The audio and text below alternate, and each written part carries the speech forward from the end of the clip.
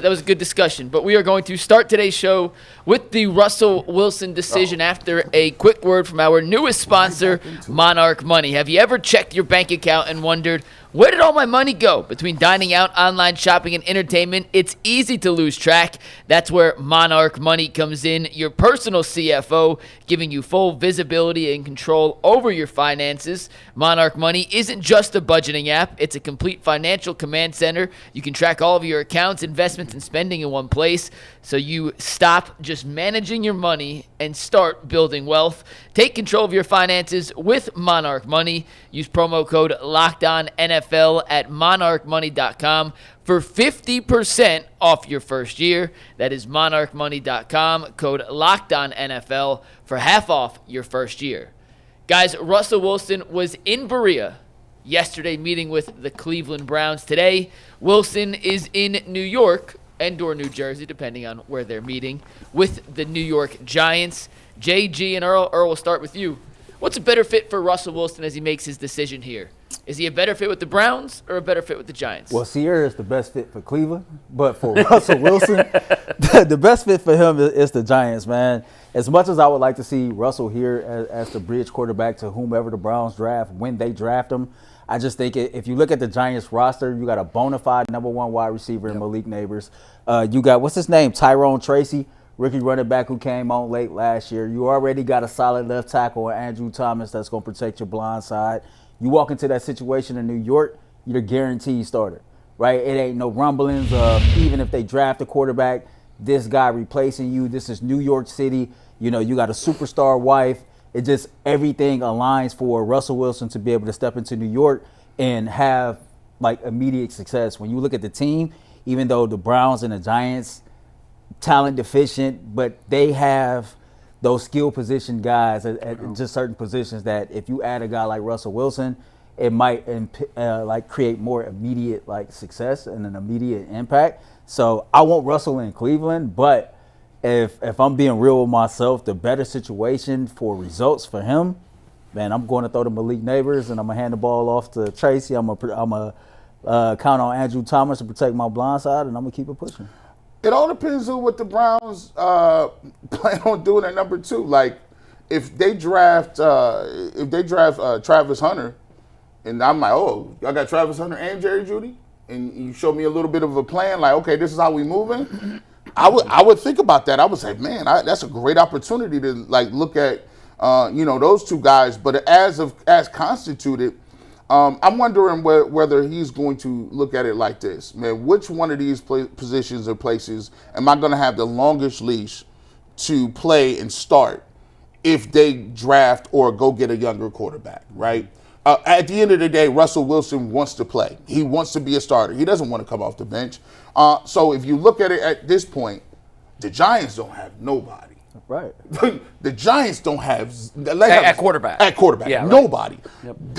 That's clear. We're not far away from that, by the way. But the waters is a little muddy now because Kenny Pickett said he's brought in here to, he's starting. He was given that assurance. No, he's given assurance he can compete for the starting job. See, that compete word is a loaded word. Clause to compete. Like he threw that out there. I said, man, you know what, Kenny, that was good, man. He threw it out. He was confident with it. So now he's trying to be. You think Kenny Pickett want to be in the same locker room as Russell Wilson? Not that he got a problem, but he wants to compete, right? Sure. So if it was me and I'm looking around, I'm saying, okay, well, I do got Malik Neighbors. I do think Russell Wilson is built for the big city.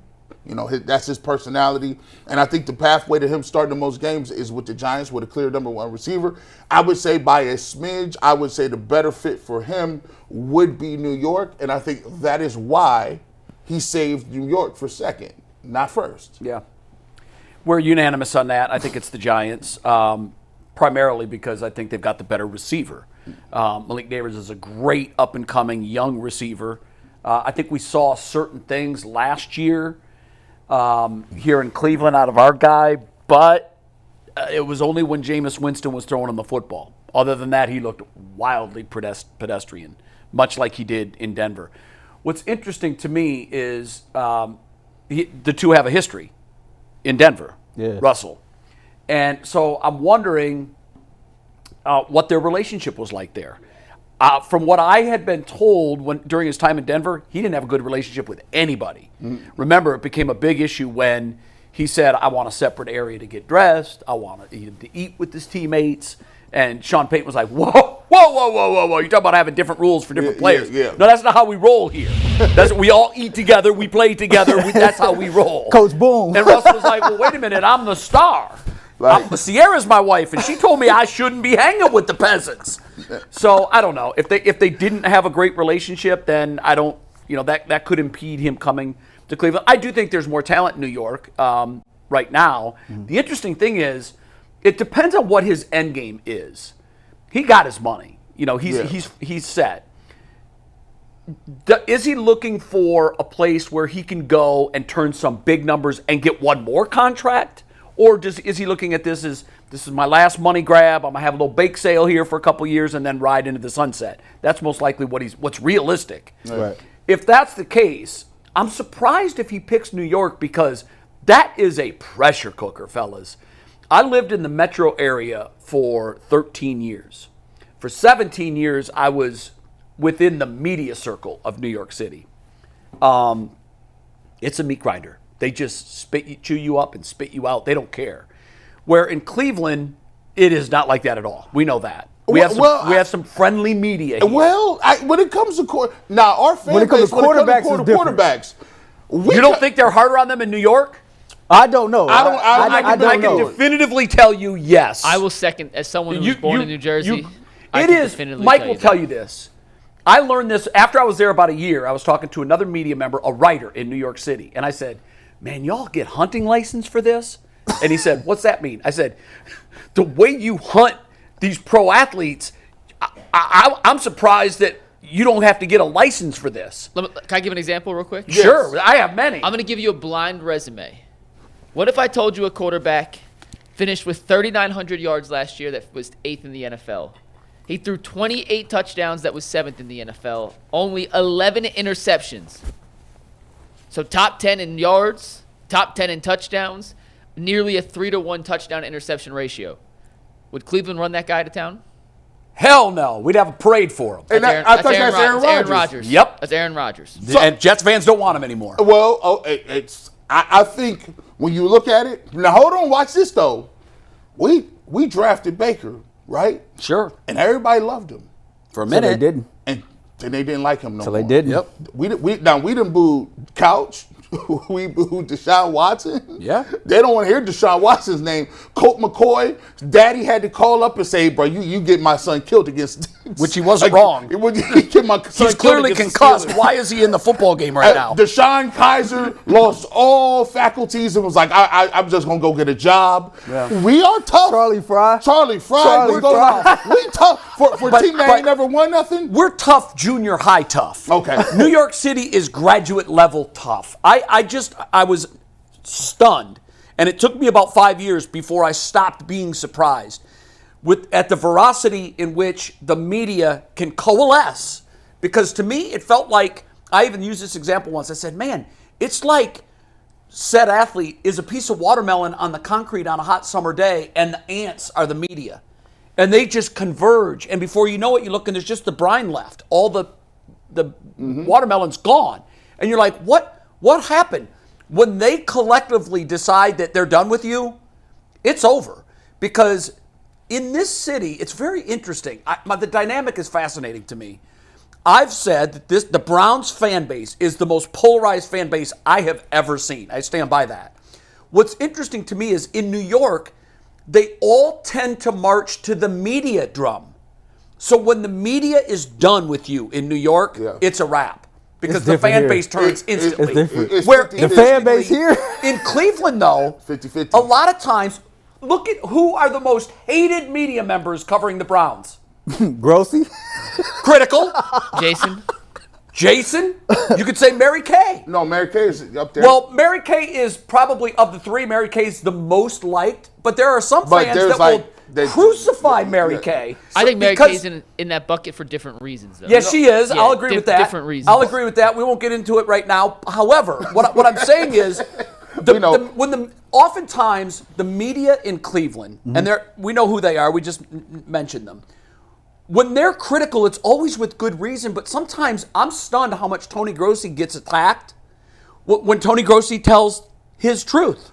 Like the truth that he's reported. The problem is that I did this, a couple of days ago. The line is blurred between what you are reporting and what your actual opinion is. Well, that's the difference between a reporter and a columnist. And our people and fans don't know what that is. They do not know what that is. Jason's a columnist. Jason is a columnist. And so, Mary Kay's a reporter. So when you write something, they're not thinking, oh, this is from the journalist pen, or this is a columnist pen, or this is my opinion on it, this is an op-ed.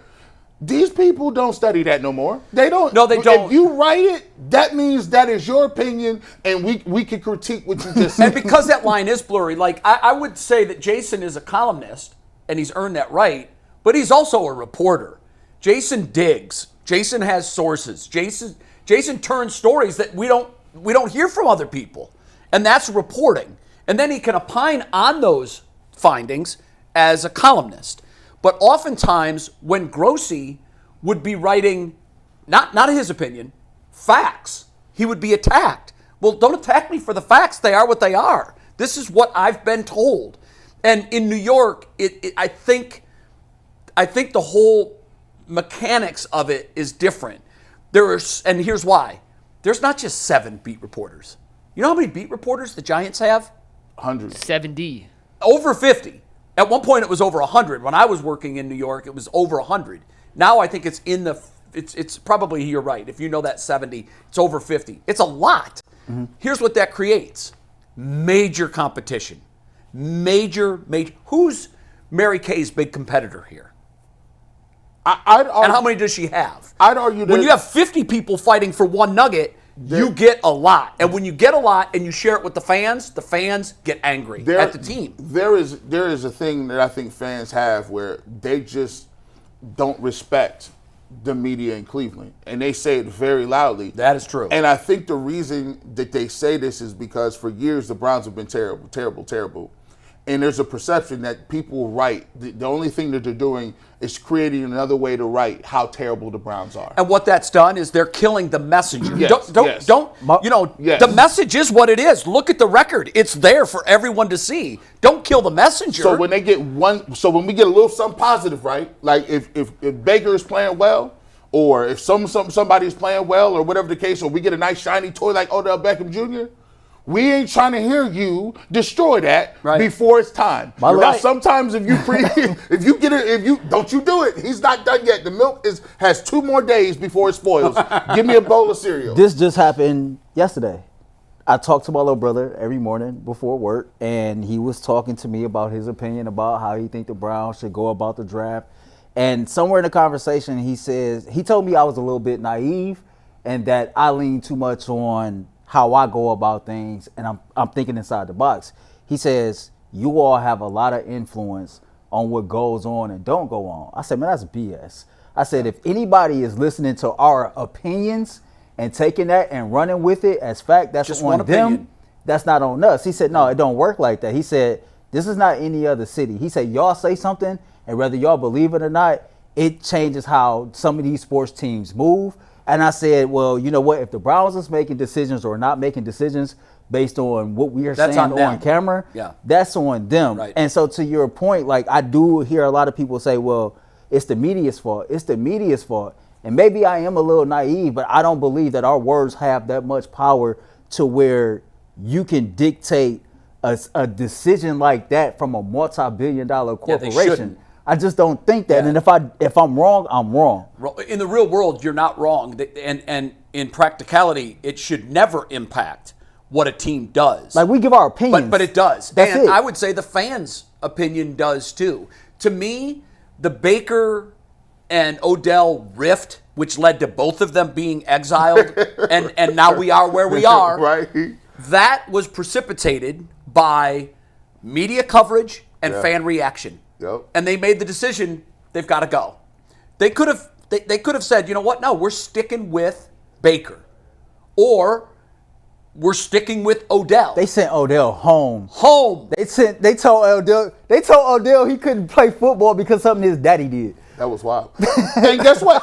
McNuggets today are we seeing a smarter front office? Because maybe they might have sent Myles Garrett home. Maybe they didn't trade him 3 years ago. Well, he's still good. He's still too good to trade. Yeah, you're not.